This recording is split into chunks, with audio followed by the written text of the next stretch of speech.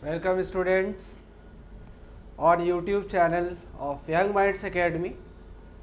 This is Ashish Tiwari, your computer teacher, and in continuation of the chapter Java operators, today I am going to discuss some programming questions, some practice related to how to create the program, and it is basically the application of Java operators. So the topic is programming practice. For today's topic is programming practice.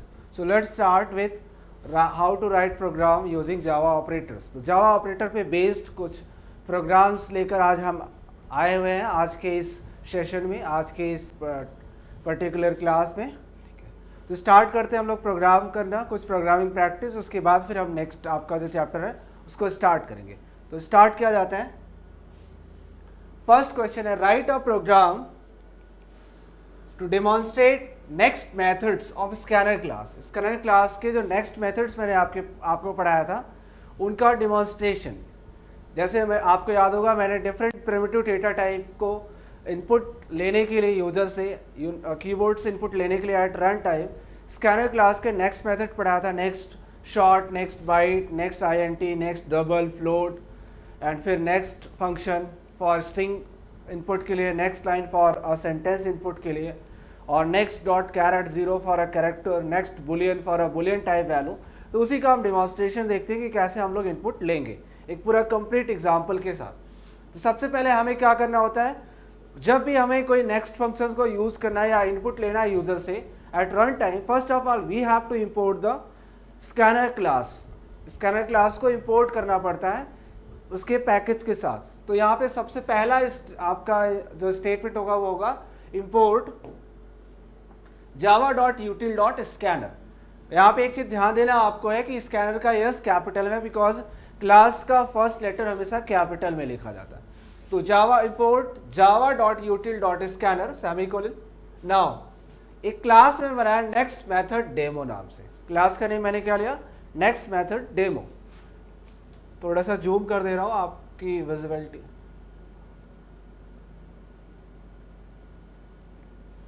तो यहां पे मैंने class लिया है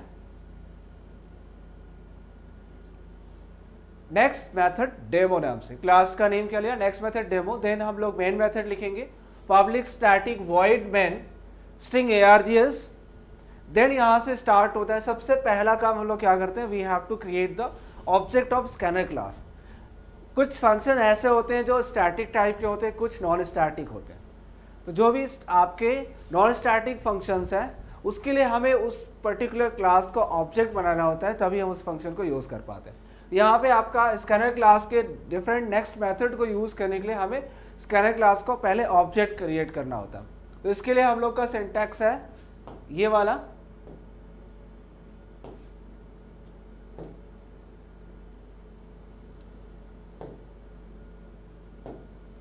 तो इसके लिए हम ये सिंटैक्स यूज करेंगे scanner ob is equal to new scanner system dot in. यहाँ पे स्कैनर क्या है, ये आपका क्लास नेम है. Scanner is the name of class. तो this one is the class name. Scanner class का नेम है ये, ठीक है. अगेन आपका ob क्या है, ये आपका ऑब्जेक्ट है.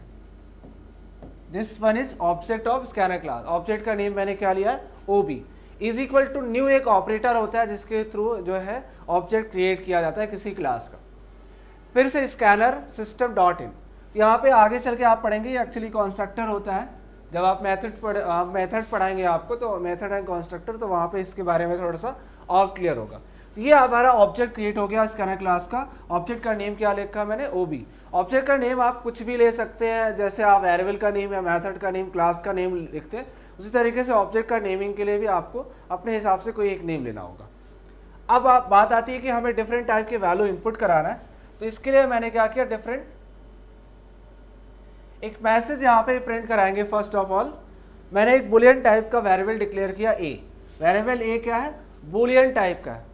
अब यहाँ पे एक मैसेज आएगा प्रिंट होके system dot out dot print L method use करके हम लोग मैसेज प्रिंट कराएंगे enter a value of Boolean type. एक बुलियन टाइप की वैल्यू को एंटर करें. जब यूजर से ये स्क्रीन पे लिख के आएगा enter a value of Boolean type, तो बुलियन टाइप की वैल्यू में या तो हम लोग क्या इनपुट कर सकते हैं, even true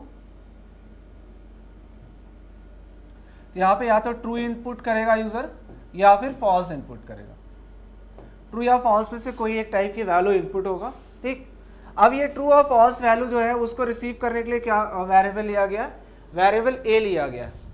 A is equal to, इस वाले लाइन को आप ध्यान से देखिएगा, a is equal to OB dot next Boolean.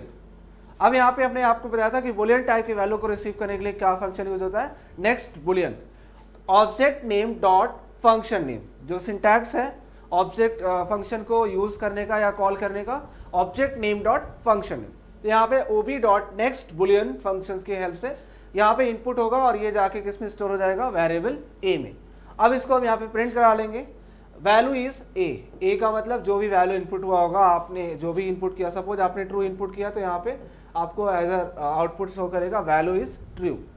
Now अब दूसरी टाइप का हम डेटा टाइप, मैं बेसिकली जो मेन डेटा टाइप्स हैं उन सभी को मैंने कवर किया है यहाँ पे, और सभी के नेक्स्ट फंक्शन को जो है यहाँ पे एज अ डेमोन्स्ट्रेशन आपके सामने रखा है, जिससे आप उसका यूज समझ जाएं कैसे यूज किया जाता है नेक्स्ट मेथड्स को। नेक्स्ट हमारा है enter a value of byte type. Byte type का मतलब बाइट डेटा टाइप आपने पढ़ा है कि हमारे जो इंटीजर डेटा टाइप में होते हैं या जो हमारा होल नंबर में आता है उसमें बाइट है, शॉर्ट है, आईएनटी है और लॉन्ग, ये 4 डेटा टाइप्स यूज होते हैं।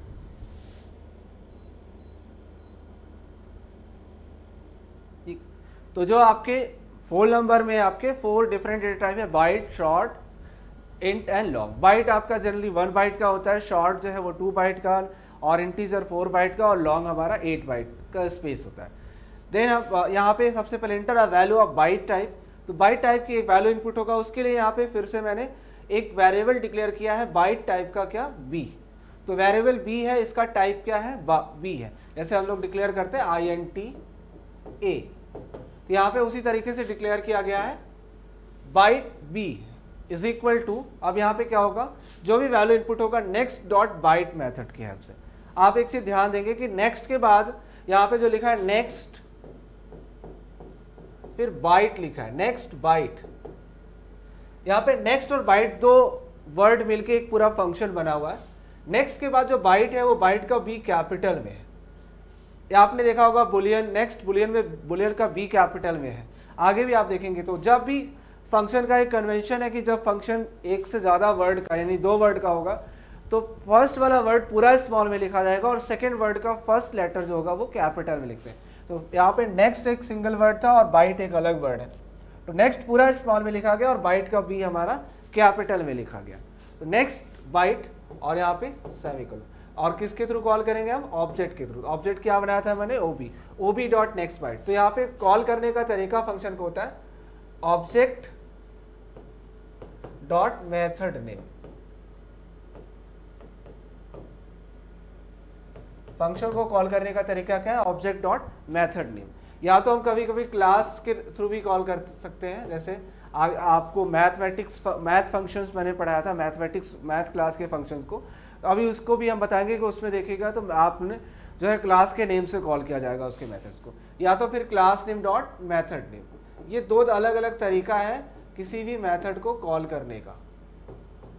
करने का मतलब यूज करने का।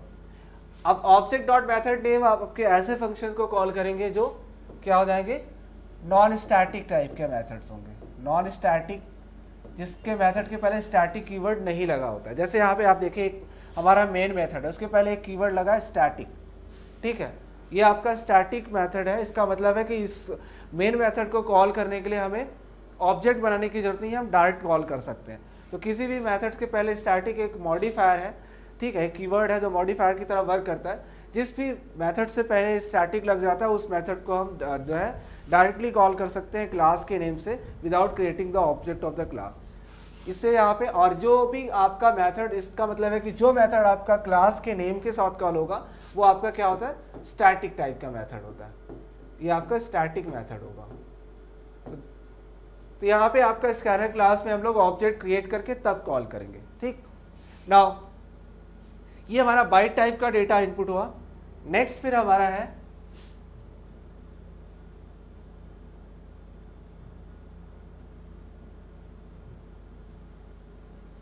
Inter a value of short type.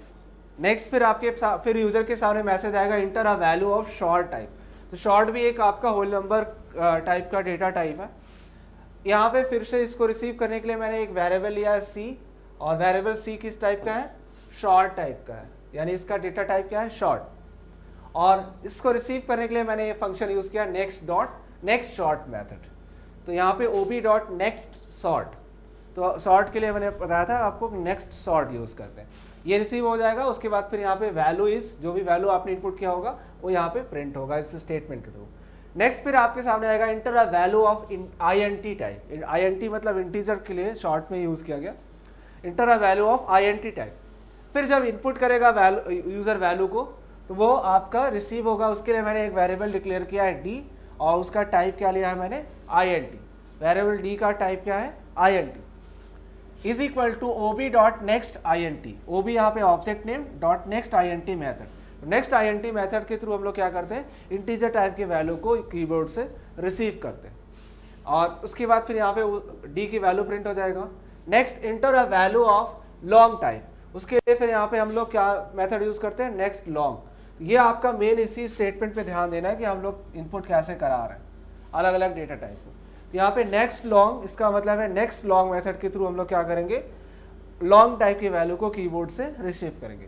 Then enter a value of float type, इसके लिए फिर OB dot object name dot next float, ये फंक्शन यूज किया गया नेक्स्ट फ्लोट। तो डिफरेंट नेक्स्ट मेथड यूज हो रहा है डिफरेंट टाइप की वैल्यू के लिए, और उसको मैंने स्टोर किया एक फ्लोट टाइप का वेरिएबल लेकर f।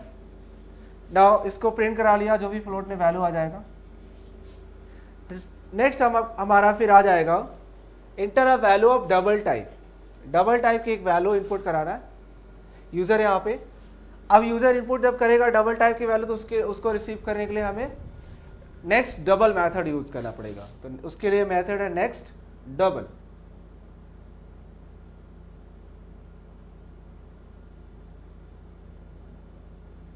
उसके लिए मेथड हमने यूज किया है, एक वेरिएबल लिया है g, जिसके अंदर ये स्टोर होगा वैल्यू, डबल टाइप का जो वैल्यू इनपुट करेगा यूजर, और उसके लिए उसको रिसीव करने के लिए हमने मेथड यूज किया नेक्स्ट डबल।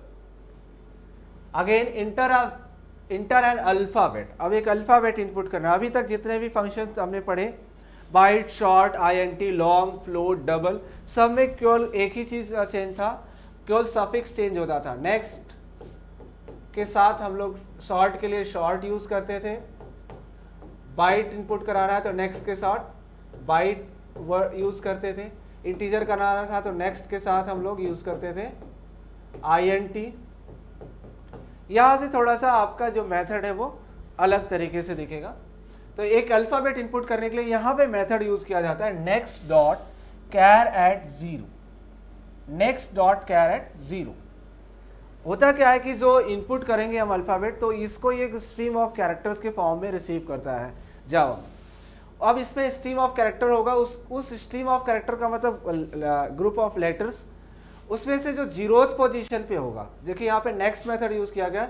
नेक्स्ट मेथड को पूरी तरीके से यूज किया गया, इन सब में देखिएगा तो नेक्स्ट बाइट पूरा वर्ड लिखा है। यहाँ पे नेक्स्ट के साथ पैरेंथेसिस लग गया है, इसका मतलब नेक्स्ट मेथड को यूज किया गया है। बट साथ में क्या लगा है, डॉट कैर एट जीरो, यानी जो हमारा कैरेक्टर इनपुट होगा स्ट्रीम ऑफ कैरेक्टर, उसके जीरोथ इंडेक्स पे। सपोज आप जब भी कोई एक वर्ड इनपुट करते हैं प्रोग्राम में, जैसे यहाँ पे वर्ड यूज किया गया दिस, तो ये आपका मेमोरी ब्लॉक में इस तरीके से स्टोर होता है THIF, इसका इंडेक्स 0, इंडेक्स 1, इंडेक्स 2, इंडेक्स 3, ये जीरोथ पोजीशन है। ये क्या है, char at zero, char at zero, zeroth index पे ये कैरेक्टर है। तो ये सिंगल कैरेक्टर को रीड करेगा, पूरे के पूरे वर्ड्स में से सिंगल कैरेक्टर को रीड करेगा। तो इसलिए यहाँ पे यूज किया गया next dot char at zero. इसका मतलब सिंगल कैरेक्टर जब आप इनपुट करेंगे तो उसको ये जीरोथ इंडेक्स पे जो कैरेक्टर होगा उसको रिसीव करके और कैरेक्टर टाइप का वेरिएबल h में स्टोर कर देगा। नेक्स्ट आपका इंटर अ वर्ड, अगर आपको वर्ड एक पूरा का पूरा एंटर करना है तो उसके लिए सिंपली नेक्स्ट मेथड यूज किया गया, नेक्स्ट मेथड ओनली। ठीक है, मेथड का नाम है नेक्स्ट। यहाँ पे ऑब्जेक्ट डॉट नेक्स्ट, उससे हमारा पूरा एक सिंगल वर्ड। अगर आपको एक सेंटेंस इनपुट करना है या मल्टीपल लाइन इनपुट चाहिए तो उसके लिए जो मेथड यूज करते हैं नेक्स्ट लाइन मेथड। तो यहाँ पे मैसेज आएगा इंटर अ सेंटेंस, और उसको रिसीव करने के लिए मैंने एल टाइप का एक वेरिएबल ले रखा है जिसका टाइप भी स्ट्रिंग होगा। ध्यान रखिएगा इन दोनों का टाइप स्ट्रिंग ही है, क्योंकि चाहे वो वर्ड हो चाहे ग्रुप ऑफ वर्ड्स या सेंटेंस हो, वो होगा आपका स्ट्रिंग टाइप का ही, ठीक। तो एक से ज़्यादा कैरेक्टर, जब भी एक से ज़्यादा कैरेक्टर होगा या ग्रुप ऑफ कैरेक्टर, तो वो स्ट्रिंग में ट्रीट किया जाता है। सिंगल कैरेक्टर को कैर वेरिएबल में स्टोर किया जाता है। अब यहाँ पे ये रिसीव होगा object dot next line method से, ठीक, और इसको यहाँ पे प्रिंट करा देंगे यहाँ पे। तो इस तरीके से हमारा ये प्रोग्राम कंप्लीट होता है। और ये बेसिकली ये प्रोग्रामिंग का जो पर्पस था, to demonstrate the use of different next method to receive different types of value. तो इस पूरे प्रोग्राम में मैंने आपको बताया कि कैसे डिफरेंट नेक्स्ट मेथड की हेल्प से हम आप जो है डिफरेंट डेटा टाइप का जो है वैल्यू इनपुट करा सकते हैं अपने प्रोग्राम में, ठीक। इसकी नीड आपको, ये कोई पर्टिकुलर प्रोग्राम नहीं है, बस डिमॉन्स्ट्रेशन है डिफरेंट नेक्स्ट मेथड का। इसमें से हर एक पर्टिकुलर नेक्स्ट मेथड का यूज़ आपको अपने रिक्वायरमेंट के अकॉर्डिंग प्रोग्राम में करना पड़ सकता है, ठीक। तो उस हिसाब से आपको ये पूरे नेक्स्ट मेथड का एक लिस्ट पूरा मिल गया आपको उसके डिमॉन्स्ट्रेशन के साथ। आई होप आपको ये क्लियर समझ में आ गया होगा। एक बार आप फिर से इस स्क्रीन पे देख लीजिए।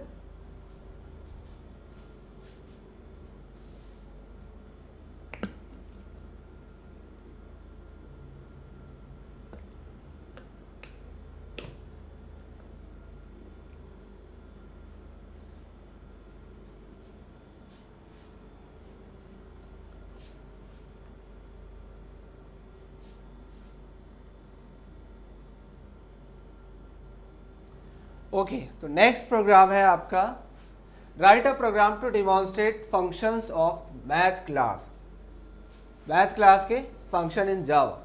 तो मैंने आपको कल मैथ्स जो इसके पहले वाली क्लास थी उसमें मैथ्स क्लास के डिफरेंट मेथड्स पढ़ाए थे। मैंने बताया था कि कैसे मैथ्स क्लास के डिफरेंट मेथड्स की हेल्प से हम लोग बहुत कैलकुलेशंस को ईजिली कर सकते हैं, सिंपली बिना उसके लिए कोड लिखे और सीधे सीधे फंक्शन को कॉल करें और वैल्यू दे दें फंक्शन को, और वैल्यू से हमारा जो रिक्वायर्ड रिजल्ट है या डिजायर्ड रिजल्ट है वो हमको मिल जाता है। जैसे मैंने बताया था आपको कि मैक्सिमम फाइंड करना है 2 नंबर में से, तो उसके लिए अगर हम प्रोग्राम लिखे तो अभी आप एफ एस जब पढ़ेंगे तब उसके लिए प्रोग्राम आप लिख पाएंगे, या फिर हम टर्नरी ऑपरेटर के हेल्प से भी लिख सकते हैं। बट यहाँ पे मैक्स एक मेथड है जिसमें सीधे सीधे वैल्यू पास कर देना होगा और वो आपको रिजल्ट दे देगा मैक्सिमम ऑफ 2 नंबर्स का। तो इस तरीके से हम लोग यहाँ पे इस प्रोग्राम में डिफरेंट मैथ्स मेथड जो है उसके डिमॉन्स्ट्रेशन देखेंगे कि कैसे उनका वर्क है और कैसे हम उसको यूज़ कर सकते हैं। तो यहाँ पे हमने प्रोग्राम लिया है कि write a program to demonstrate different next methods, different methods of function class. तो सबसे पहले हमें यहाँ पे java.util.star साइन लगा। एक चीज़ ध्यान रखें कि यहाँ पे आपको थोड़ा सा अलग मिला होगा, वहाँ पे मैंने लिखा था import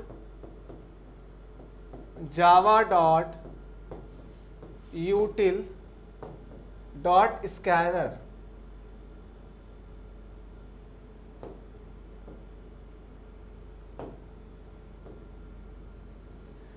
.scanner, ठीक। और यहाँ पे क्या यूज किया गया, java.util.star साइन लगा हुआ। स्टार साइन का मतलब होता है it represent the all the classes of utility package. यहाँ पे क्या होता है, ऑल क्लासेस। जब स्टार लगा देंगे तो यूटिलिटी पैकेज के जितने और भी क्लासेस हैं और मेथड्स है उसको भी हम सिंपली यूज कर सकते हैं। तो आप चाहे तो केवल स्कैनर क्लास, अगर आपको केवल और केवल स्कैनर क्लास यूज करना है यूटिलिटी पैकेज का, तो डॉट के बाद स्कैनर, ये सिंगल स्कैनर क्लास और उसके मेथड्स को इंपोर्ट करेगा। और जब स्टार लगा देंगे तो यूटिलिटी पैकेज में जितने क्लासेस हैं और उसके जितने मेथड्स हैं हम सभी को इस प्रोग्राम में यूज कर सकते हैं, ठीक। ये डिफरेंस है यहाँ पे स्टार और स्कैनर लिखने का। जनरली हम लोग स्कैनर ही यूज करते हैं क्योंकि हमें स्कैनर क्लास का ही वर्क होता है और उसके ही मेथड्स को हम यूज करते हैं प्रोग्राम में। अब यहाँ पे हमने एक क्लास दिया, public class function of maths class नाम से। नेम क्या दिया क्लास का, फंक्शन ऑफ मैथ्स क्लास। बहुत बड़ा नेम है क्लास का, आप छोटा नेम रखिएगा। पब्लिक कीवर्ड यूज किया गया है, इसके बारे में अभी एक्सेस स्पेसिफायर जब आप पढ़ेंगे तो वहाँ मैं बताऊंगा कि पब्लिक, प्राइवेट और प्रोटेक्टेड का क्या मीनिंग है, ठीक है। पब्लिक का भी, स्टैटिक का भी, इन सब का मीनिंग आपको समझाया जाएगा जब हम फंक्शन पढ़ेंगे और एक्सेस स्पेसिफायर्स पढ़ेंगे। अब यहाँ पे मैंने मेन मेथड को कॉल किया, पब्लिक स्टैटिक वॉइड मेन। उसके अंदर मैंने यहाँ पे एक एफ लगाया, इसका मतलब स्क्रीन को ये क्या करेगा, फ्लैश कर देता है ये पूरा, यानी मैं स्क्रीन को क्लियर कर देता है जहाँ पे आपको आउटपुट लेना। स्कैनर क्लास का मैंने ऑब्जेक्ट बना दिया, इस बार ऑब्जेक्ट का नेम मैंने क्या रखा है, SC, स्कैनर क्लास का ऑब्जेक्ट SC। अब यहाँ पे एक मैसेज प्रिंट कराया है, इंटर एनी नंबर, कोई एक नंबर इनपुट करना है। अब वो नंबर इनपुट करेंगे तो सपोज वो मैंने इंटीजर टाइप का नंबर इनपुट किया है, तो उसके लिए मैं एक num1 टाइप का वेरिएबल लिया है और उसका टाइप क्या लिखा है मैंने, इंटीजर, और उस इंटीजर वैल्यू इनपुट कर रहा है, तो इसके लिए हमने नेक्स्ट INT मेथड को यूज़ किया। नाउ अब इस नंबर का हम स्क्वायर रूट फाइंड करने के लिए यहाँ पे स्क्वायर रूट फाइंड करेंगे। इसके लिए हमने मेथड यूज़ किया है math.sqrt, ये मेथड है math.sqrt, ठीक, math.sqrt। यहाँ पे आप ध्यान रखिएगा, यहाँ पे नेक्स्ट मेथड को कॉल करने के लिए sc.next लिखा गया है, और यहाँ पे sqrt एक मेथड है मैथ क्लास का, उसको कॉल करने के लिए math.sqrt लिखा गया। तो यहाँ पे नेक्स्ट मेथड को ऑब्जेक्ट के थ्रू कॉल किया गया है और sqrt मेथड को हमने क्लास के नेम के थ्रू कॉल किया है, ठीक। तो यस math.sqrt, तो हमने अभी इसके पहले बताया था स्टैटिक और नॉन स्टैटिक टाइप के मेथड के बारे में, तो वही डिफरेंस है यहाँ पे। अब मुझे स्क्वायर रूट निकालना है सपोज इस नंबर का, तो मैंने कॉल किया sqrt मेथड को, math.sqrt, और उसके अंदर पास कर दिया हमने उस वैल्यू को। यहाँ पे पैरेंथेसिस के अंदर जो वैल्यू लिखा जाता है, वेरिएबल या वैल्यू, इसको बोलते हैं आर्गुमेंट ऑफ द मेथड। इसको क्या बोलते हैं, argument of the method, argument या पैरामीटर बोला जाता है। एक्चुअली ये वो वैल्यू होती है जिसके ऊपर फंक्शन हमारा वर्क करता है, ठीक, ये वो वैल्यू होती है जिसके ऊपर फंक्शन हमारा वर्क करता है। अब ये क्या करेगा, यहाँ पे मैंने देखिए कमेंट लिखा है calculate square root, calculate square root, ये डबल स्लैश के साथ हमने कमेंट लिखना बताया था आपको। कमेंट कैसे लिखेंगे, डबल स्लैश के साथ हम लोग यहाँ पे सिंगल लाइन कमेंट, और स्लैश के बाद स्टार, फिर हम लोग यहाँ पे फिर स्टार, इस तरीके से मल्टी लाइन कमेंट्स लिख सकते हैं, ठीक। नाउ अब यहाँ पे स्क्वायर रूट कैलकुलेट हो जाएगा नम वेरिएबल के अंदर जो भी वैल्यू है, और फिर हमने system.out.println के through square root of number is equal to, square root को हमने किस में स्टोर करा है, एक डबल टाइप का वेरिएबल लिया है मैंने, sq रूट नाम से वेरिएबल लिया, इसके अंदर स्टोर करा दिया, और फिर इसको हमने यहाँ पे प्रिंट करा दिया। तो अब ये जो भी नंबर, सपोज यूजर ने नंबर इनपुट किया 9, उसका स्क्वायर रूट आपका जो रिजल्ट आएगा वो क्या आ जाएगा, 3। तो यहाँ पे पहला हमने मैथ मेथड यूज किया है sqrt to find out the square root of the number. Next है, अब यहाँ पे एक्सपोनेंट यानी पाव फंक्शन, POW फंक्शन का हम डिमॉन्स्ट्रेशन यहाँ पे देखें कैसे इसको यूज करते हैं। यहाँ पे पहले एक मैसेज आएगा, inter base and exponent number, base और एक्सपोनेंट नंबर, उसको इनपुट लेने के लिए मैंने एक इंटीजर टाइप का बेस वेरिएबल लिया है और एक आपका इंटीजर टाइप का एक्सपो वेरिएबल लिया। ये इसको हमने इनपुट कराया, वैल्यू इंटीजर टाइप का है तो इसको इनपुट लेने के लिए नेक्स्ट INT मेथड यूज किया गया है, और एक्सपोनेंट भी इंटीजर टाइप का इनपुट हो रहा है, इसको भी इनपुट लेने के लिए नेक्स्ट INT मेथड यूज किया गया। अब यहाँ पे यूजर इनपुट कर लेने के बाद अब इसके ऊपर वर्क होना है।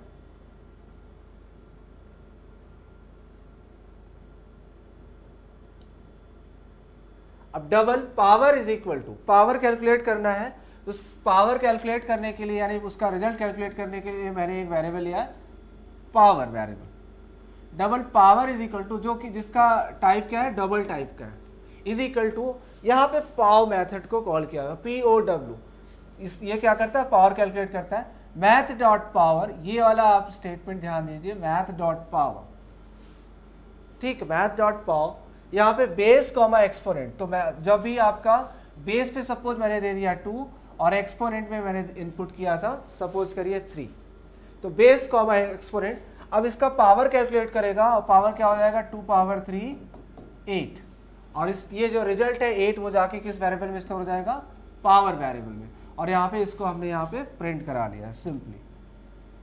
पहले यहाँ पे प्रिंट हो के आया है कि पावर एट बेस, बेस की जो वैल्यू होगी वो, एंड एक्सपोनेंट की जो वैल्यू होगी वो इज इक्वल टू, फिर हमने दिया है यहाँ पे पावर वेरिएबल को प्रिंट करा दिया, इज इक्वल टू पावर, ठीक। तो ये पावर वेरिएबल स्टोर रहेगा और वो प्रिंट होके आएगा। नेक्स्ट आपका है इंटर एनी नंबर, और इस बार हमने क्या किया है, इस पर्टिकुलर नंबर से क्यूब रूट कैलकुलेट किया है। अभी नया जो अगला मेथड हम डिमॉन्स्ट्रेट कर रहे हैं वो क्यूब रूट कैलकुलेट करने के लिए CBRT मेथड, ठीक है। यहाँ पे पहले इनपुट होगा, मैसेज आएगा इंटर एनी नंबर, ठीक। उसके बाद नंबर मान लीजिए मैंने इंटीजर टाइप की इनपुट कराया और उसको स्टोर करा दिया वेरिएबल num1 में, num1 वेरिएबल में स्टोर कराया। अब हम लोग क्यूब रूट कैलकुलेट होके जब हमें रिजल्ट मिले तो उसको स्टोर करने के लिए डबल टाइप का क्यू रूट नाम से एक वेरिएबल डिक्लेयर किया, क्यू रूट नाम से एक डबल टाइप का वेरिएबल डिक्लेयर किया। नाउ इट विल कैलकुलेट, अब हम लोग कॉल करेंगे किसको, CBRT मेथड को। तो यहाँ पे जो स्टेटमेंट लिखा है math.cbrt और उसके अंदर हम जो नम वैल्यू जो इनपुट किया था उसको मैंने पास कर दिया। Now it will calculate the square, नहीं यहाँ पे क्यूब होगा, क्यूब रूट ऑफ नंबर, ठीक। ये क्या करेगा, नंबर का क्यूब रूट कैलकुलेट करेगा और उसको स्टोर कर देगा क्यू रूट वेरिएबल में, और क्यू रूट को हम यहाँ पे प्रिंट करा लेंगे। तो इस मेथड के थ्रू हमने क्यूब रूट कैलकुलेट करना है, तो ये मेथड यूज करेंगे math.cbrt। सिमिलरली यहाँ पे नेक्स्ट है एंटर एनी नंबर। अगली बार अब मैं सीलिंग और फ्लोर फंक्शन का डेमोन्स्ट्रेशन आगे देने जा रहा हूँ। सीलिंग और फ्लोर मैंने आपको बताया था, सीलिंग क्या होता है, किसी भी पर्टिकुलर डेसिमल वैल्यू से जस्ट बड़ी जो है एक इंटीजर यानी होल नंबर वैल्यू जो कि अपने आप में सबसे उससे बड़ी हो लेकिन सबसे छोटी आपका इंटीजर वैल्यू हो, उसी को हम लोग सीलिंग ऑफ नंबर बोलते हैं। जैसे यहाँ पे 23.8 है, तो 23 आपका क्या है, डेसिमल वैल्यू है। इससे जस्ट बड़ी होल नंबर वैल्यू क्या आएगा, 24, 25, 26 अप टू इनफाइनाइट, लेकिन सबसे छोटी इंटीजर वैल्यू क्या होगी, 24। तो सीलिंग में क्या मिलेगा हमें, 24। तो यहाँ पे इनपुट यानी नंबर हम इस पे ध्यान रखेंगे कि नंबर ऑफ फ्लोट टाइप, क्योंकि फ्लोट टाइप का इनपुट करेंगे तभी हमें सीलिंग फ्लोर समझ में आएगा। अब इंटीजर वैल्यू नहीं है, यहाँ पे एक वेरिएबल सपोज मैंने ले लिया, इसको स्टोर करना है तो फ्लोट वेरिएबल लेंगे, फ्लोट टाइप का एक वेरिएबल लिया मैंने num1, और इनपुट कराने के लिए भी मेथड हम यूज कर ले रहे हैं sc.next float। इस मेथड के थ्रू यहाँ पे इनपुट करा लेंगे। सपोज मैंने इनपुट यूजर ने इनपुट किया 23.8। अब यहाँ पे सीलिंग मेथड को कॉल करेंगे math.ceil और उस पर पास कर देंगे num को। अब ये क्या कैलकुलेट करेगा, 23.8 का सीलिंग कैलकुलेट करके सेल वेरिएबल जो मैंने लिया है डबल टाइप का उसके अंदर ये स्टोर कर देगा। स्टोर करने के बाद फिर हम इसको यहाँ पे प्रिंट करा लेंगे। सिमिलरली यहाँ पे भी मैंने वेरिएबल जो ले रखा है, यहाँ पे जो वेरिएबल दिया है वो आपका num1 है। Inter any number of, again float type लेंगे, फ्लोट टाइप, ये फ्लोट पे ही सीलिंग फ्लोर समझ में आएगा। अब इसको स्टोर करने के लिए फिर से मुझे फ्लोट वेरिएबल ही लेना होगा और मेथड को मैं यहाँ पे यूज करूंगा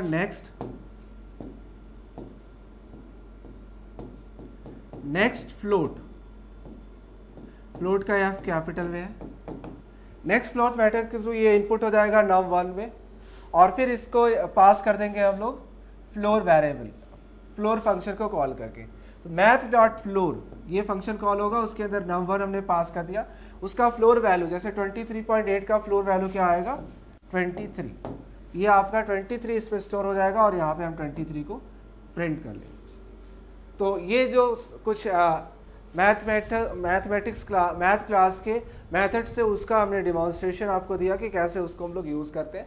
बस आपको ध्यान रखना है मैथ क्लास के मेथड को कॉल करने के लिए math.function name और ब्रैकेट में आर्गुमेंट पास करेंगे। आर्गुमेंट का मतलब वैल्यू होता है। अब वैल्यू कितना आर्गुमेंट पास होगा यानी कितनी वैल्यू पास होगी वो फंक्शन के ऊपर डिपेंड करता है। जैसे अभी तक जितना मैंने लिया cube root, square root, ceil, floor, ठीक है, इसके लिए सिंगल आर्गुमेंट पास हुआ है। बट यही अगर आप मैक्स मेथड यूज करेंगे तो इसके लिए आपको मैक्स फाइंड करना है तो क्या करना पड़ेगा, एटलीस्ट 2 वैल्यू देना होगा, क्योंकि मैक्सिमम वैल्यू फाइंड करेंगे हम कम से कम 2 वैल्यू में से एक वैल्यू के बीच में, ठीक है। तो मैक्सिमम फाइंड करने के लिए कम से कम 2 वैल्यू देना पड़ेगा, तब जाके उसके बीच में से हमें एक मैक्सिमम वैल्यू मिलेगा। math.max और इसके अंदर वैल्यू सपोज मैंने दे दिया a, b। a और b आपका डिफरेंट टाइप का वैल्यू हो सकता है, इंटीजर टाइप के, और इसका मैक्सिमम फाइंड करके देगा। So this is the demonstration of some methods of math class. Now next let's see the next example.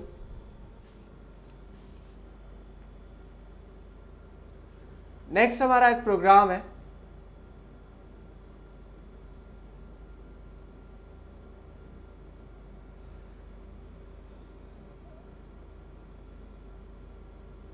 Right a programme. वैप यहाँ पे जो मैंने यूज किया है वर्ड वैप, इसका मतलब है, वैप का मतलब हम आगे यूज करेंगे राइट अ प्रोग्राम.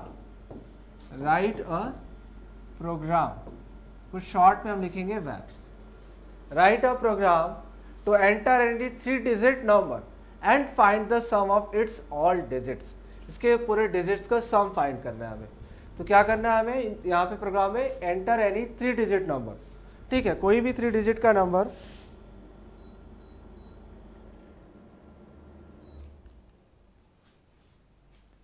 कोई भी 3 डिजिट का नंबर हमें इनपुट करना है और देन उस 3 डिजिट नंबर के जो डिजिट्स हैं उनका सम फाइंड करना है. इसके लिए यहाँ पे हमारा जो रोल है वो कोशेंट एंड मॉडुलस ऑपरेटर का रोल होगा. ठीक है, यहाँ पे आपको कोशेंट एंड मॉडुलस ऑपरेटर पढ़ाया था, उसका यहाँ पे बहुत अच्छा यूज है, एप्लीकेशन है. उसी की हेल्प से हम ये प्रोग्राम को सॉल्व करेंगे. नाउ यहाँ पे प्रोग्राम हम लिख रहे हैं, सबसे पहले हमें इनपुट करना है. तो एंटर यहाँ पे लिखा, एंटर जब भी लिखा होगा इसका मतलब है कि एंटर लिखने का मतलब नंबर को इनपुट करा रहा है. क्या कर रहा है, नंबर को इनपुट करा रहा है. कि क्या इनपुट करा रहा है, तो इसके लिए हमें क्या करना पड़ेगा, स्कैनर क्लास को इंपोर्ट करना होगा.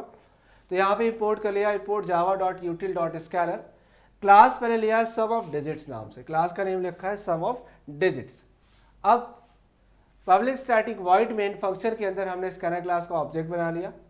ठीक, यहाँ पे हमने 3 वेरिएबल लिया है. n जो कि नंबर स्टोर करेगा, r s is equal to 0. s क्या करेगा, सम स्टोर करने के लिए वेरिएबल है, इनके डिजिट्स का सम स्टोर. सबसे पहले एक मैसेज प्रिंट कराएंगे हम स्क्रीन पे, enter the 3 digit number. 3 digits number को एंटर करना है. अब जब यूजर इनपुट करेगा तो उसको रिसीव करने के लिए हम नेक्स्ट int मेथड यूज करेंगे. तो n में उसको स्टोर करा देंगे. तो n is equal to st.next int. इस वाले स्टेटमेंट में हमने क्या किया, यूजर से इनपुट लेकर उसको वेरिएबल n में स्टोर करा दिया. ठीक, तो सबसे पहले हम क्या करेंगे, मेन मेथड के अंदर आएंगे और स्कैनर क्लास का ऑब्जेक्ट बनाएंगे और फिर वेरिएबल डिक्लेयर कर लेंगे. एक वेरिएबल डिक्लेयर किया नंबर स्टोर करने के लिए, दूसरा रिमाइंडर, और तीसरा एक वेरिएबल लिया s that is equal to 0. Starting value उसको 0 है, ये क्या करेगा, सम ऑफ डिजिट्स स्टोर करेगा. सबसे पहले यूजर से इनपुट लेंगे, स्क्रीन इनपुट लेने के लिए एक मैसेज लिखेंगे स्क्रीन पर, एंटर द 3 डिजिट नंबर.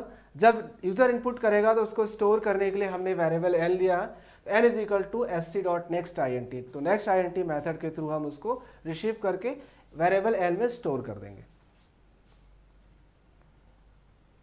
अब यहाँ पे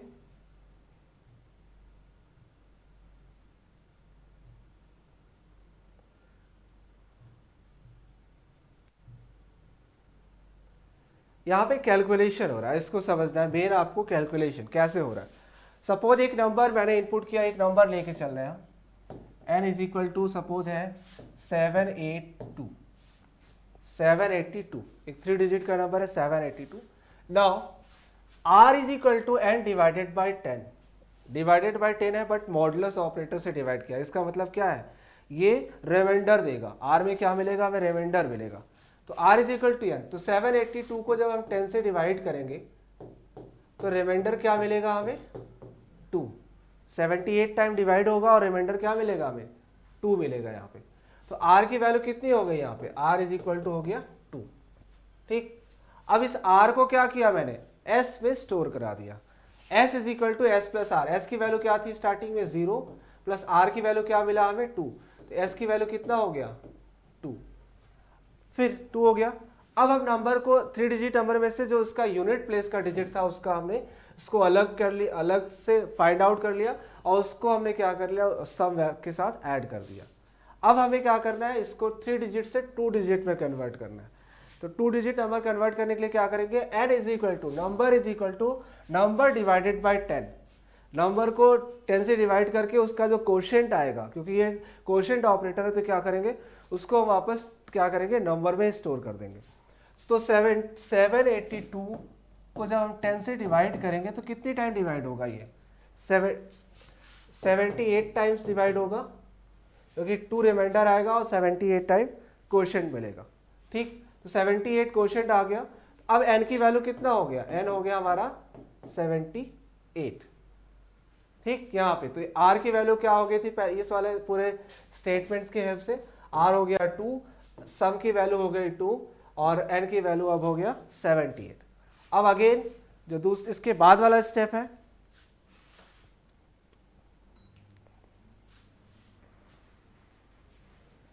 इसके बाद वाले स्टेप में हमने क्या किया, r is equal to again n divided by 10 with the help of modulus operator.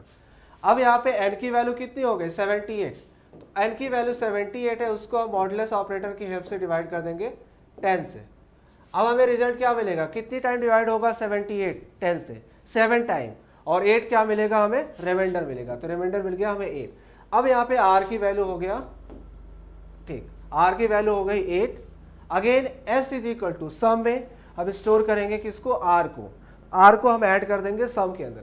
सम का वैल्यू कितना था, यहाँ पे 2 था, तो यहाँ पे हो जाएगा sum is equal to s is equal to, sum की वैल्यू थी 2 प्लस 8 हमें r यहाँ से कैलकुलेट हुआ है, और ये कितना हो जाएगा, s इज इक्वल टू अब हो गया हमारा 10।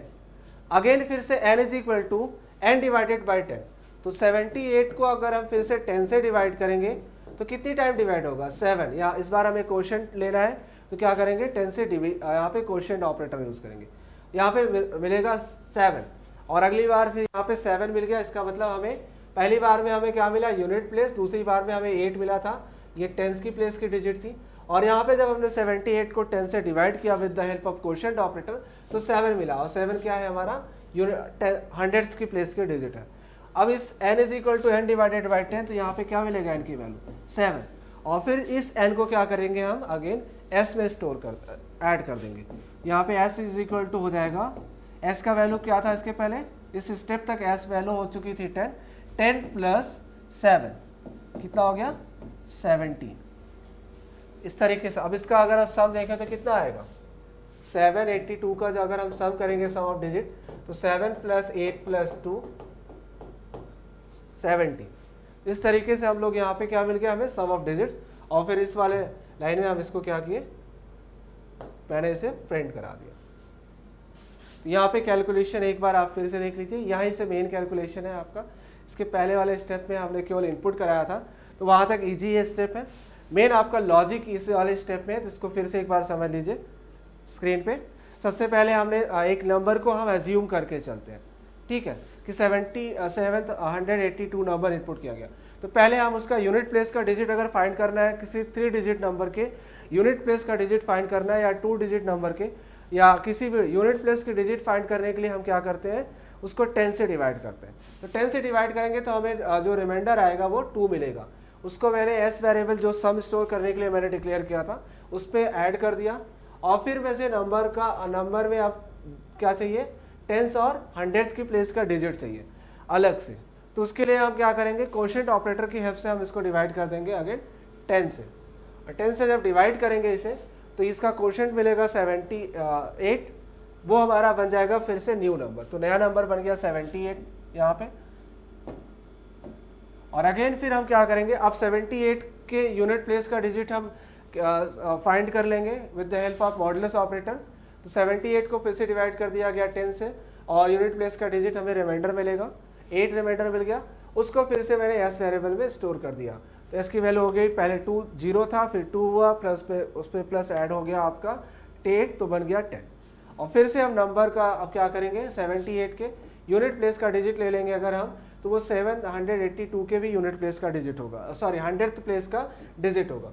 तो इस डिजिट को हमने कैलकुलेट करने के क्या किया, नंबर को 10 से डिवाइड किया with the help of quotient operator, और हमें रिजल्ट मिल गया 7, और इस 7 को हमने फिर से s वेरिएबल में स्टोर ऐड कर दिया, तो 10 प्लस 7 हो गया 70। तो इस तरीके से हमने 782 के डिजिट्स का सम फाइंड कर लिया। बस यहाँ पे आपका जो रोल है वो मॉडुलस और क्वोशंट ऑपरेटर का है। नेक्स्ट क्लास है, नेक्स्ट आपका जो प्रोग्राम है इस आगे कंटिन्यूएशन में, input item name, rate and quantity sold, calculate the amount rate into quantity eight 12% GST and display net bill amount. Question है यहाँ पे आपको कि एक प्रोग्राम आपको बनाना है कि input the item name, rate and quantity sold. ठीक है, आइटम का नेम, रेट और क्वांटिटी जो सेल किया गया उसको इनपुट करना है, यूजर इनपुट करेगा और फिर हमें कैलकुलेट करना है अमाउंट। अमाउंट कैलकुलेट होगा with the help of formula rate into quantity से, और फिर उस जो अमाउंट आएगा उस पर 12% जीएसटी ऐड करके नेट बिल अमाउंट हमें कैलकुलेट करना है। तो स्टार्ट करते हैं इसके लिए प्रोग्राम लिखना। सबसे पहले हम क्या करेंगे, स्कैनर क्लास को इंपोर्ट करेंगे क्योंकि हमें क्या करना है, इनपुट कराना है यूजर से। Import Java dot यूटिल dot scanner, import कर लिया मैंने। अब क्लास यहां पे लिखेंगे, क्लास बिल नाम से मैंने क्लास ले लिया है। ठीक है, अब इसके अंदर main method public static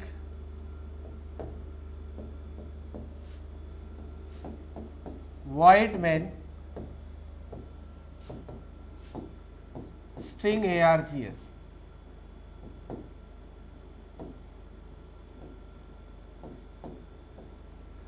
main method declare कर दिया मैंने।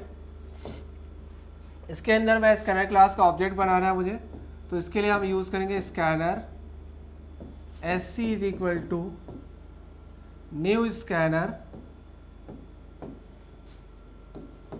System dot in, system dot in scanner class का ऑब्जेक्ट बन गया। अब हमें इनपुट लेना है, क्या इनपुट लेना है, item name, rate and quantity. तो आइटम नेम के लिए हम क्या करेंगे, स्ट्रिंग टाइप का वेरिएबल ले लेंगे, स्ट्रिंग आइटम नेम।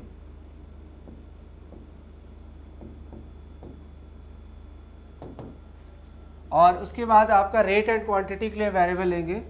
सपोज मैंने ले लिया इंटीजर टाइप का रेट कॉमा क्वांटिटी के लिए QTY मैंने वेरिएबल डिक्लेयर किया। वेरिएबल डिक्लेयर हो गया, रेट और क्वांटिटी दोनों टाइप की जो वैल्यू है इंटीजर टाइप का मैंने ले लिया। ठीक, अब यूजर से इनपुट लेना है, इसके लिए हम एक मेथड मैसेज प्रिंट कराएंगे, system dot out dot print LN की हेल्प से एंटर नेम ऑफ आइटम,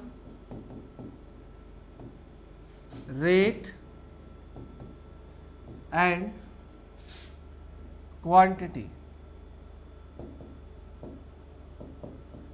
अब ये मैसेज डिस्प्ले होगा स्क्रीन पे कि enter name of item, rate and quantity.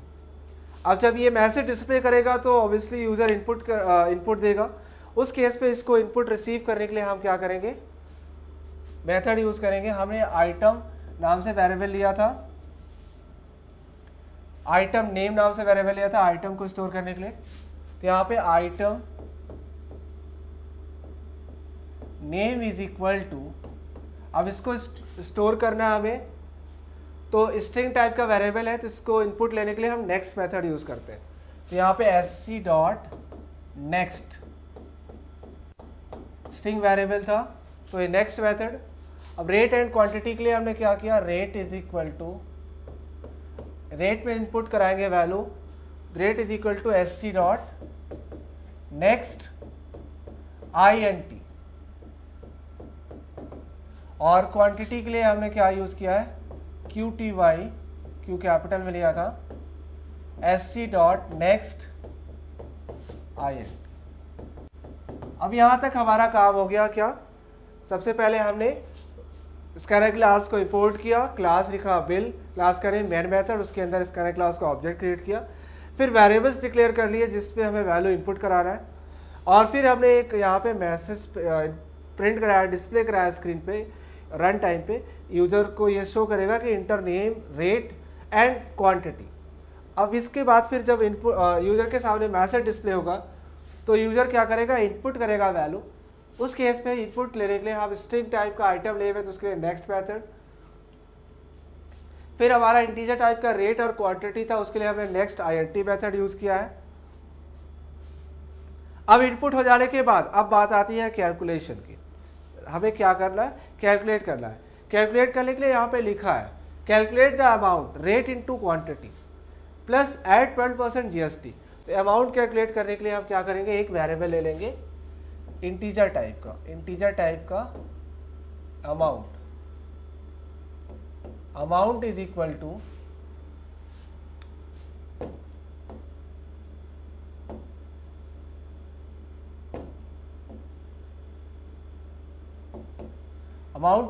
To यहाँ पे वेरिएबल मैंने पहले डिक्लेयर नहीं किया था, अमाउंट वेरिएबल उसको जब जरूरत पड़ी उस टाइम पे डिक्लेयर कर लिया मैंने।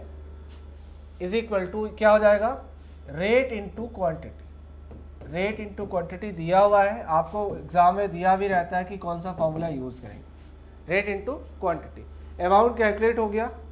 अब GST कितना है, GST के लिए हम एक वेरिएबल ले लेंगे, इसको ले लेंगे फ्लोट टाइप का। GST कैलकुलेट पहले कर लेंगे, फ्लोट GST वेरिएबल लिया मैंने फ्लोट टाइप का। GST is equal to, GST क्या है 12% ऑफ अमाउंट, तो अमाउंट का 12% इंटू 12 डिवाइडेड बाई 100। अमाउंट का 12% GST है, दिया हुआ है, आप क्वेश्चन में देख सकते हैं। ऐड 12% GST, यानी 12% जब भी कोई ऐड किस पे होता है, GST वगैरह अमाउंट पे लगता है, जो बिल अमाउंट है, ठीक। तो अमाउंट पे आपका GST कितना लग रहा है 12%, तो हम क्या करेंगे 12% GST कैलकुलेट करेंगे, अमाउंट इंटू 12/100, 12/100 का मतलब 12%। अब GST कैलकुलेट हो गया। अब यहाँ पे हम लेंगे एक फिर से डबल टाइप का वेरिएबल नेट बिल अब हमें कैलकुलेट करना है। नेट बिल जो पे करना है that will be equal to amount जो हमारा आया था रेट इनटू क्वांटिटी से, प्लस जो GST हमने कैलकुलेट किया है, GST ऐड करके। तो नेट बिल कब बनता है, अमाउंट जो नेट आपका बिल अमाउंट है यानी rate into quantity plus GST यानी टैक्स को ऐड करने के बाद, ये दोनों ऐड करने के बाद हमारा क्या बनेगा, नेट बिल। अब इसी को हम प्रिंट करा लेंगे, system dot out dot print ln net bill is equal to plus, यहाँ पे नेट बिल जो मैंने वेरिएबल लिया है नेट बिल, और यहाँ पे आपका मेन मेथड क्लोज और यहाँ पे आपका क्लास। तो यहाँ से मेन जहाँ से मैंने कैलकुलेशन किया, एक बार फिर से आप देख लीजिए। यहाँ पे आइटम नेम और रेट क्वांटिटी इनपुट करने के लिए मैंने डिफरेंट नेक्स्ट मेथड का यूज़ किया है। फिर इसके हेल्प से मैंने अमाउंट कैलकुलेट कर लिया रेट इनटू क्वांटिटी फॉर्मूले से, जो कि प्रोग्राम में ऑलरेडी दिया भी था। उसके बाद फिर GST कैलकुलेट कर लिया। GST क्या दिया है, इट इज़ 12%, एंड 12% जब भी GST या टैक्स वगैरह लिया कैलकुलेट होता है वो बिल अमाउंट पे कैलकुलेट होता है, रेट इनटू क्वांटिटी वाला जो अमाउंट मिलता है। तो उस अमाउंट का जो हमें कैलकुलेट किया था उसका 12% GST कैलकुलेट हो गया। उसको स्टोर करने के लिए मैंने एक फ्लोट टाइप का GST वेरिएबल लिया था।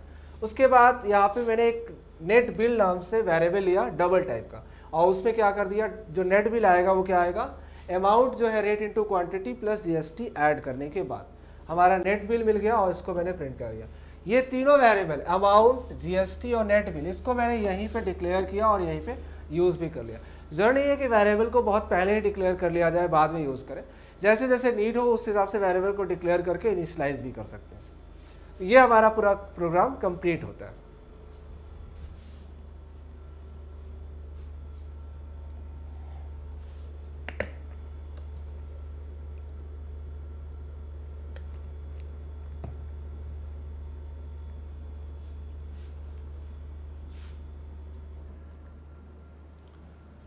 ओके स्टूडेंट्स, तो नेक्स्ट आपका इस पे जो प्रोग्राम है, स्क्रीन पे जो दिख रहा है आपको, इसको थोड़ा सा जूम कर दूं।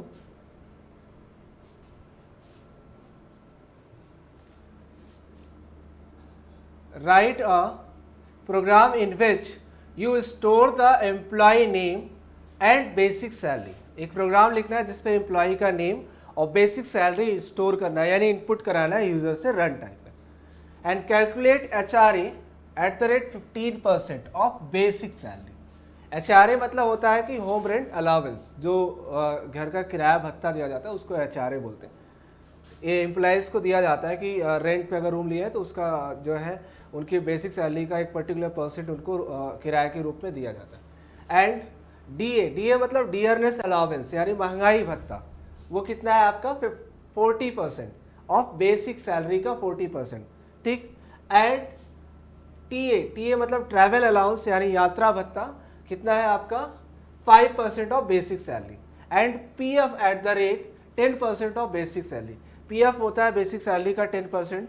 पीएफ क्या होता है, डिडक्ट होता है, डिडक्ट होके एक आपका अकाउंट होता है पीएफ का, उसमें जाके जमा होता रहता है, और जब रिटायर होता है एम्प्लॉय तो उसको बाकी उसमें और कंपनी भी ऐड करती है कुछ अमाउंट, उसके बाद रिटायरमेंट के बाद उसे एक पूरा इकट्ठा अमाउंट के रूप में मिलता है।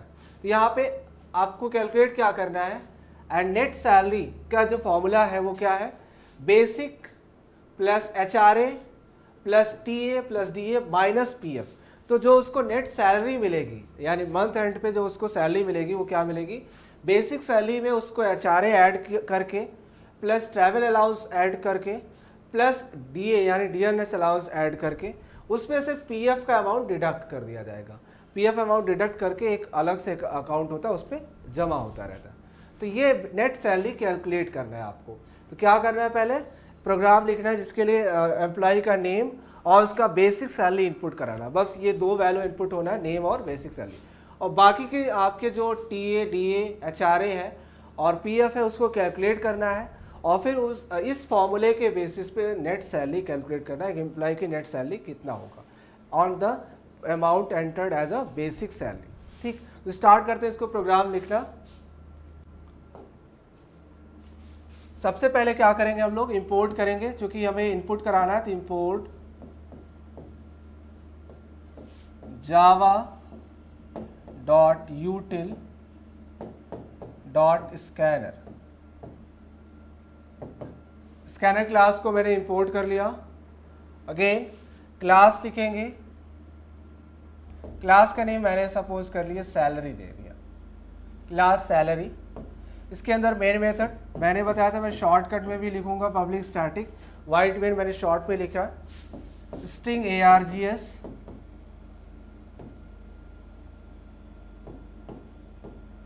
मेन मेथड हो गया। इसके अंदर पहले हम क्रिएट करेंगे स्कैनर क्लास का object, scanner SC is equal to new scanner system dot in. Scanner class का ऑब्जेक्ट क्रिएट हो गया। अब वेरिएबल डिक्लेयर करना है हमें, तो यहाँ पे एक इंटीजर टाइप का वेरिएबल मैं ले रहा हूँ, इंटीजर बजाय मैं डबल टाइप का वेरिएबल ले लेता हूँ सैलरी नाम से, SAL। और स्ट्रिंग टाइप का वेरिएबल मैंने ले लिया एम्प्लॉय नेम, ई नेम, ठीक। दो वेरिएबल डिक्लेयर कर लिया मैंने, one is salary of double type and another is E name of string type. Now अब आगे बढ़ते हैं इस पे। अब हमें इनपुट कराना है सैलरी और एम्प्लॉय का name.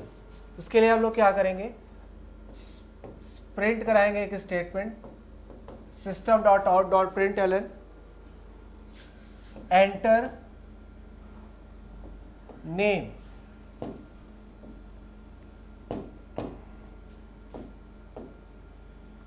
Name and basic salary of employ.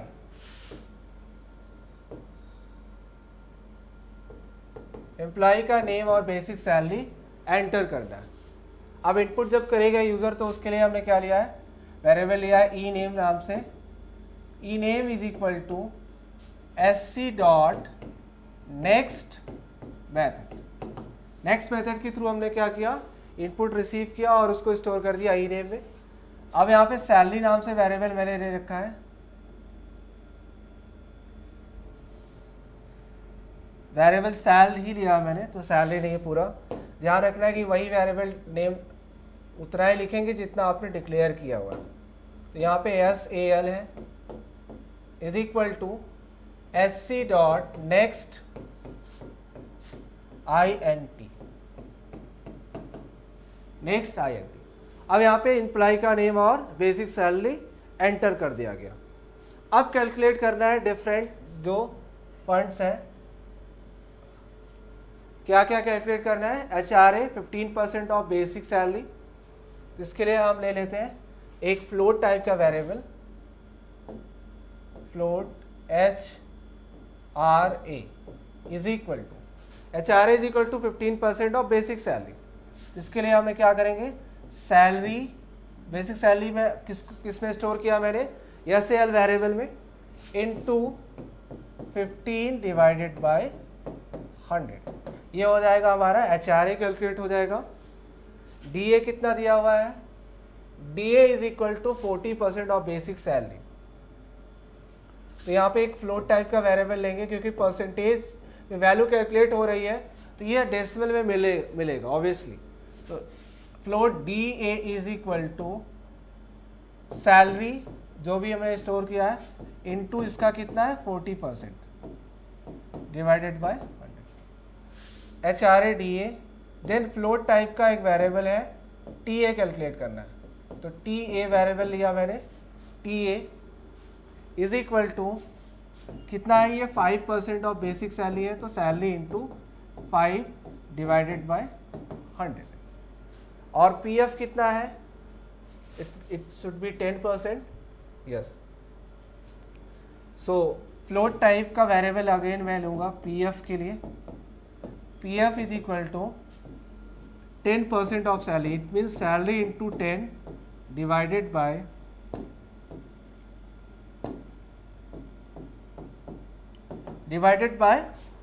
100। अब यहाँ पे हमारा इनपुट हो गया एम्प्लॉय का नेम, सैलरी, और फिर उसी सैलरी के बेसिस पे मैंने 15% ऑफ सैलरी HRA कैलकुलेट किया, एंड 40% ऑफ सैलरी कैलकुलेट किया DA, and 5% of salary calculate कर लिया TA, and PF 10% of salary calculate कर लिया। ये हमारा पूरा कैलकुलेशन हो गया। यहाँ पे मेन आपका जो लॉजिक, यहाँ पे सिंपली फॉर्मूला यूज करना है और कुछ है नहीं।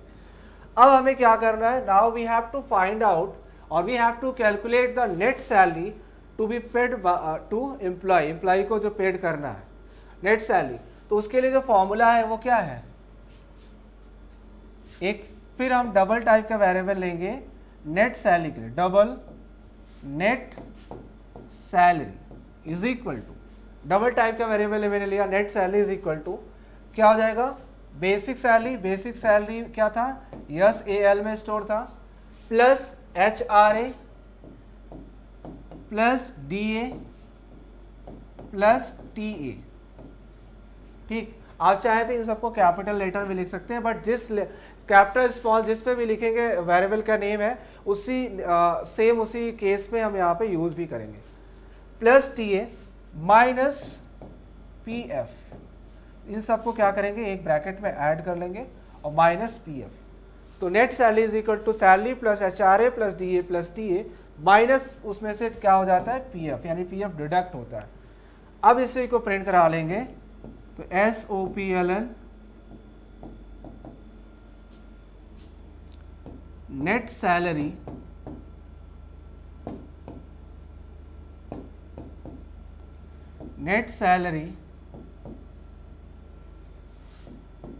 Paid to employ is equal to plus sign net cell.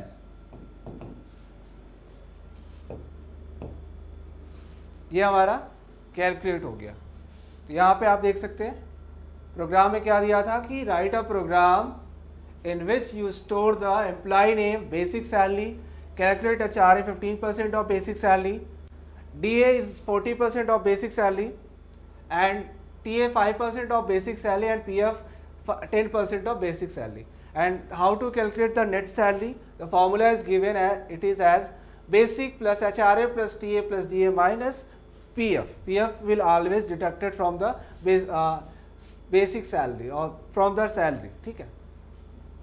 Now we have to import the scanner class because we have to use input the value from user with the help of keyboard. So we have to import the scanner class, and to import is scanner class, we have to write the statement import java.util.scanner. Now declare the class name, let it be salary.